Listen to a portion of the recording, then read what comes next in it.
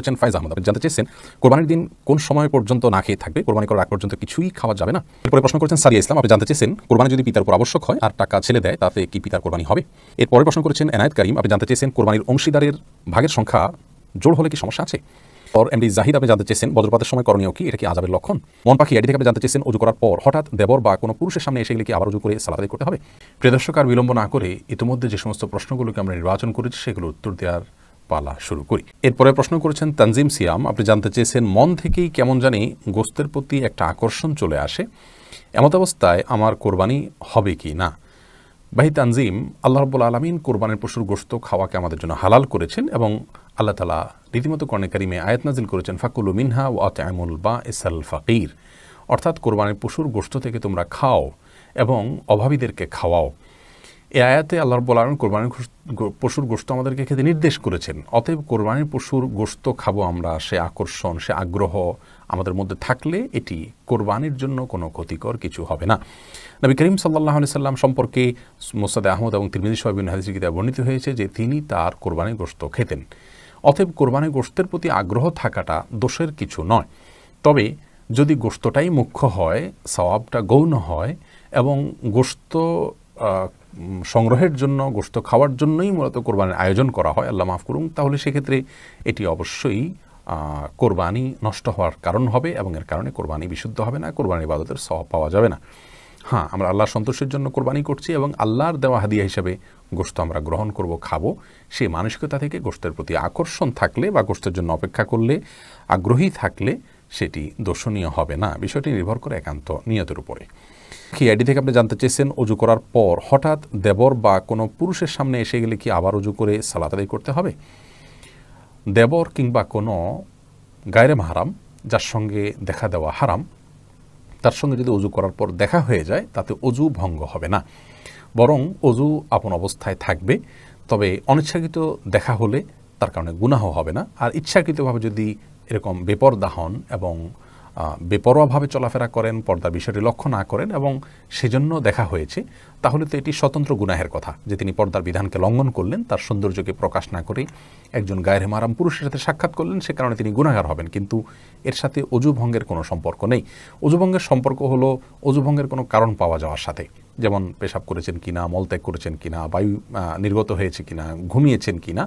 অজু ভঙ্গের কোনো কারণ যদি পাওয়া না যায় তাহলে গায়রে মাহরাম কোনো পুরুষের দেখা হয়ে গেলে যে আবার অজু করতে হবে এমন কোনো কথা নেই। পর এমডি জাহিদ আপনি জানতে চেয়েছেন বজ্রপাতের সময় করণীয় কি, এটা কি আযাবের লক্ষণ। বজ্রপাত সম্পর্কে নবী করিম সাল্লাল্লাহু আলাইহি ওয়াসাল্লাম বিভিন্ন হাদিস থেকে ইমাম ইবনে আব্দুল বার রাহিমাহুল্লাহ বলেছেন যে এটি জমহুর উলামায়ে কেরামের মতে আল্লাহ তাআলার ফেরেশতার আওয়াজ, যার মাধ্যমে তিনি মেঘমালাকে তাড়িয়ে থাকেন এবং এ কাজে তিনি এটি ব্যবহার করে থাকেন। নবী করিম সাল্লাল্লাহু আলাইহি ওয়াসাল্লাম বিভিন্ন হাদিস থেকে এরকমটি বোঝা যায় যে এটিকে তিনি ফেরেশতা বলেছেন। এবং কোরআনে কারিমে আল্লাহ রাব্বুল আলামিন বলেছেন ওয়াইসাব্বিহুর রাউদু বিহামদিহি, রাদ অর্থাৎ বজ্রপাত আল্লাহর প্রশংসা মাখা তাসবিহ বা পবিত্রতা বর্ণনা করেন। এখান থেকেও বোঝা যায় যে এটি মূলত ফেরেশতার কণ্ঠ বা ফেরেশতা। এ ব্যাপারে আব্দুল্লাহ ইবনে জুবায়ের রাদিয়াল্লাহু তাআলা আনহু, তার ব্যাপারে সহিহ বুখারী শরীফ হাদিস কিতাবে বর্ণিত হয়েছে যে তিনি বজ্রপাতের শব্দ শুনলে কথা বলা বন্ধ করে দিতেন এবং তিনি দোয়া পড়তেন, এই জিকির পড়তেন সুবহানা মান ইউসাব্বিহুর রা'দু বিহামদিহি ওয়াল মালাইকাতু মিন খিফাতি, অর্থাৎ ওই আল্লাহর পবিত্রতা বর্ণনা করছি যার প্রশংসা মাখা তাসবিহ বর্ণনা করে বজ্রপাত এবং ফেরেশতারা যার ভয়ে সন্ত্রস্ত থাকেন এবং পবিত্রতা বর্ণনা করেন। তো এই দোয়া পাঠ করা বজ্রপাতের সময় এটি হলো সুন্নাহ। আবারও বলছি সুবহানা মান ইউসাব্বিহুর রা'দু বিহামদিহি ওয়াল মালাইকাতু মিন খিফাতি। এছাড়া আরেকটি দোয়ার কথা বিভিন্ন হাদিস কিতাবে রয়েছে আল্লাহুম্মা লা তাকতুলনা বিগাদাবিক ওয়া লা তুহলিকনা বিআযাবিক ওয়া আফিনা ক্বাবলা যালিক, কিন্তু সে হাদিসকে বেশিরভাগ মুহাদ্দিসিন কিরাম দাঈফ, কেউ কেউ দাঈফ জিদ্দান বা অত্যন্ত দাঈফ হিসাবে গণ্য করেছেন। এনায়েত করিম আপনি জানতে চেয়েছেন কোরবানির অংশীদারের ভাগের সংখ্যা জোড় হলে কি সমস্যা আছে।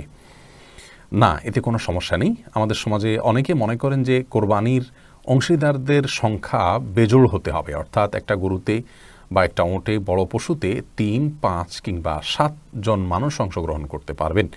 এটি মূলত কোরআন হাদিসের কোথাও শর্ত আরোপ করা হয়নি যে কোরবানির পশুতে বেজোড় সংখ্যক মানুষ অংশীদার হতে হবে, বরং জোড় সংখ্যক মানুষও অংশীদার হতে পারেন।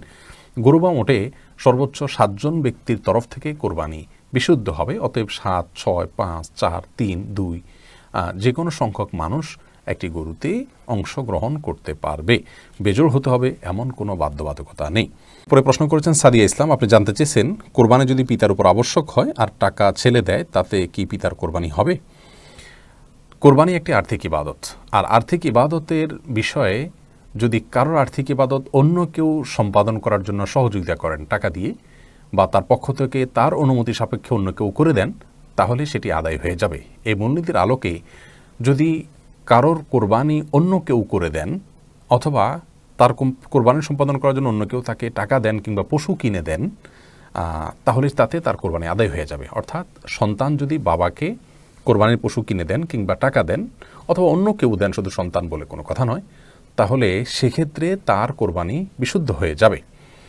তবে যিনি দিয়েছেন তার নিজের কোরবানি তিনি পৃথকভাবে দেন, আর বাবাকে বা অন্য কাউকে কোরবানি করার জন্য আলাদা পশু কিনে হাদিয়া দিলেন, অর্থাৎ তার ইবাদতটা করার জন্য তিনি তাকে সহযোগিতা করলেন, এরকম যদি হয় তাহলে অবশ্যই এতে কোরবানি বিশুদ্ধ হয়ে যাবে।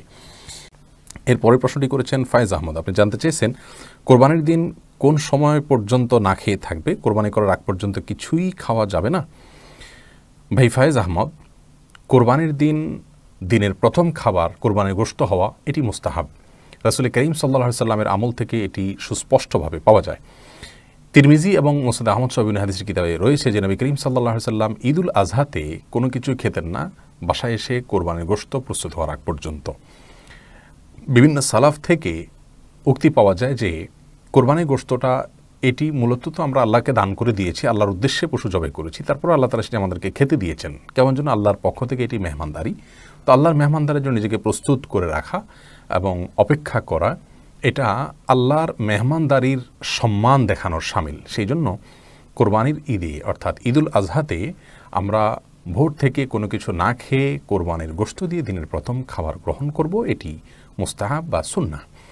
কিন্তু এটি না করলে যে কোনো গুনাহ হয়ে যাবে এমন নয়। কেউ যদি ডায়াবেটিসের রোগী হন অথবা অন্য কোনো কারণে তার খেতে হয়, তিনি খেতে পারেন। এটি ফরজ বা ওয়াজিবের মতো কোনো গুরুত্বপূর্ণ বিষয় নয় যে এটি লঙ্ঘন করলে কোনো গুনাহ হবে।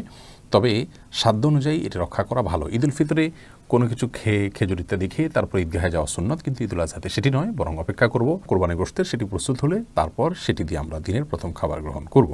খন্দকার, আপনি জানতে চেয়েছেন কোরবানির পশুর ছবি ফেসবুকে আপলোড দেওয়া কি সঠিক? কোরবানির পশুর ছবি যদি কেউ ফেসবুকে বা সোশ্যাল মিডিয়াতে আপলোড দেন সৎ কোনো উদ্দেশ্যে, যেমন কেনার জন্য, বিক্রি করার জন্য কিংবা অন্য কোনো এরকম বৈধ বা ভালো উদ্দেশ্যে, তাহলে সেক্ষেত্রে সেটি জায়েজ হতে পারে। তবে কোরবানির পশুর ছবি যদি কেউ ফেসবুকে সোশ্যাল মিডিয়াতে এই জন্য শেয়ার করেন যে এটা দেখে মানুষ জানবে আমি এটা কোরবানির জন্য কিনেছি, আমার কোরবানির বিষয়টি জানবে যে আমি কোরবানি দিচ্ছি, এবং আমার পশু দেখে মানুষ লাইক কমেন্ট করবে, আমাকে বাহবা দিবে, এগুলো পাওয়ার আশায় যদি এটি করেন কেউ, তাহলে সন্দেহাতীতভাবে এটি গর্হিত কাজ, এটি পরিহার করা উচিত। আমাদের অনেক ভাই বোন বলে থাকেন যে আজকাল সুস্থ বিনোদনের মাধ্যমগুলো সংকুচিত হয়ে আসছে। এরকম একটা সময় বিশেষ করে তরুণদেরকে কোরবানির গরু নিয়ে একটু উৎসব আনন্দ করবে, তারা ছবি তুলবে, সেলফি তুলবে, সোশ্যাল মিডিয়াতে শেয়ার করবে, এই কালচারটার মধ্যে তাদেরকে ধরে রাখা দরকার। কোরবানির যে সৌন্দর্য এটি সমাজে টিকিয়ে রাখার স্বার্থে। সন্দেহ নেই যে সুস্থ বিনোদন এবং আনন্দের যে মাধ্যমগুলো আছে সেগুলো দিন দিন সংকুচিত হয়ে আসছে, কিন্তু তাই বলে কোরবানির মতো অত্যন্ত গাম্ভীর্যপূর্ণ একটি ইবাদত, এই ইবাদতকে নিছক বিনোদনের মাধ্যমে পরিণত হতে পারে সেরকম কর্মকাণ্ড করা আমাদের উচিত নয়। আজকাল দেখা যায় যে কোরবানির পশু কিনতে যাওয়া থেকে নিয়ে বাজারে গিয়ে সেলফি, আনার পরে সেলফি, জবে করার পরে সেলফি, গোশত আহরণের পরে সেলফি, এরপরে খাওয়ার সময় সেলফি, এভাবে অনবরত সেলফি তুলে সেটাকে আমরা সোশ্যাল মিডিয়াতে শেয়ার করে থাকি। একটি ইবাদত, সেটি প্রকাশ্যে করার মতো ইবাদত আমরা প্রকাশ্যে অবশ্যই করব, কিন্তু এর মানে এই নয় যে কোনো ইবাদত করার পর সেটিকে আমি মানুষের কাছে বলে বেড়াবো, দেখিয়ে বেড়াবো, ছড়িয়ে বেড়াবো।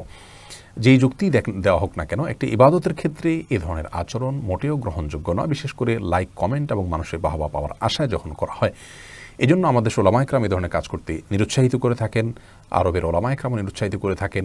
সৌদি আরবের শেখ মোহাম্মদ সালেহ আল উসাইমিন রাহিমাহুল্লাহ তিনি এটি করতে নিষেধ করেছেন, এবং আল আজহারের ইফতার আমিনে আম ডক্টর সাঈদ আমের তিনি সহ শেখ মোহাম্মদ জাকি আল আজহারের আরও অন্যান্য ওলামা ইকরাম এইগুলো করতে নিষেধ করেছেন। এজন্য সোশ্যাল মিডিয়াতে আমরা কোরবানির পশুর ছবি বা পশুর সাথে সেলফি তুলে এগুলোর ছড়াছড়ি করতে যাব না, একান্ত সৎ বা ভালো কোনো উদ্দেশ্য ছাড়া। সাইমা মজুমদার জানতে চেয়েছেন, ঈদের দিন আম্মুকে সাহায্য করার জন্য কিছু মহিলা কাজ করেন, আম্মু ওই মহিলাদেরকে যাওয়ার সময় কিছু গোশত দিয়ে থাকেন, এটা জায়েজ আছে কি নেই? কোরবানির পশুর গোশত কিংবা কোনো অংশ কোনো শ্রমিককে পারিশ্রমিক হিসাবে দেওয়া জায়েজ নেই। সহিহ মুসলিম বর্ণিত হাদিসে আলী রাদিয়াল্লাহু তাআলা আনহু বলেছেন যে নবী করিম সাল্লাল্লাহু আলাইহি সাল্লাম তাঁকে নির্দেশ করেছেন যেন কোরবানির পশুর গোশত কিংবা কোনো কিছু কসাইকে দেওয়া না হয়, অর্থাৎ কসাইকে তার পারিশ্রমিক হিসাবে নগদ অর্থ বা অন্য কিছু চুক্তি অনুযায়ী তাকে দিতে হবে, কিন্তু কোরবানির পশুর গোশতকে কোনোভাবেই দেয়া যাবে না, কারণ গোশত দেওয়ার মানেই হলো সেটাকে পারিশ্রমিক হিসাবে দেওয়া। হ্যাঁ, সেটি গরিব হিসাবে অন্য 10 জন গরিবের মতো তাকে যদি দেয়া হয় কিংবা প্রতিবেশী হিসাবে দেওয়া হয় তাহলে সেটি সম্পূর্ণ ভিন্ন কথা। ঠিক একইভাবে আমাদের বাসায় যে সমস্ত কাজের লোক থাকেন, সেটা বাঁধা কাজের লোক হোক কিংবা ছুটা, এই সমস্ত কাজের লোকদেরকে আমরা কোরবানির গোশত যদি দিতে হয় তাহলে তাদের যে চুক্তি করা হয়েছে যে পারিশ্রমিকের, সেই পারিশ্রমিক সম্পূর্ণরূপে দিয়ে অতিরিক্ত হিসাবে যদি আমরা গোশত দিই তাহলে সেটি জায়েজ আছে। ঈদের দিন শুধুমাত্র ঘণ্টা বেইজ বা শুধু ঈদের দিনের সাহায্যের জন্য যদি কোনো লোক রাখা হয় তাহলে তাকে সেজন্য পারিশ্রমিক দিতে হবে যথাযোগ্যভাবে, এবং আগেভাগে তাকে সাফ করে দিতে হবে যে তুমি সম্পূর্ণ এই পারিশ্রমিক শুধুমাত্র পাবে, কোরবানি গোশত আমি দেবো কিনা সেটি সম্পূর্ণ স্বতন্ত্র এবং একান্ত আমার বিষয়। এরপর যদি তাকে তার ন্যায্য পারিশ্রমিক দেওয়ার পর অতিরিক্ত হাদিয়া হিসাবে গোশত দেওয়া হয় অন্য 10 জনকে যেভাবে দেওয়া হয় সেই হিসাবে, তাহলে সেটি জায়েজ হবে। আর যদি এমন হয় যে পারিশ্রমিক অল্প দেয়া হয় বা সে নিজেও অল্প দাবি করে এ আশায় যে জানে গোশত সে যথেষ্ট পরিমাণে পাবে এবং তাতে তার পুষিয়ে যাবে, তাহলে কিন্তু এটি জায়েজ হবে না। এর জন্য পারিশ্রমিক পূর্ণর মাত্রায় তাকে দিতে হবে এবং গোশতটা হতে হবে সম্পূর্ণই এক্সট্রা। এ বিষয়ে আগে থেকে খোলাসা করে নিলে সেটি ইনশাআল্লাহ জায়েজ হবে।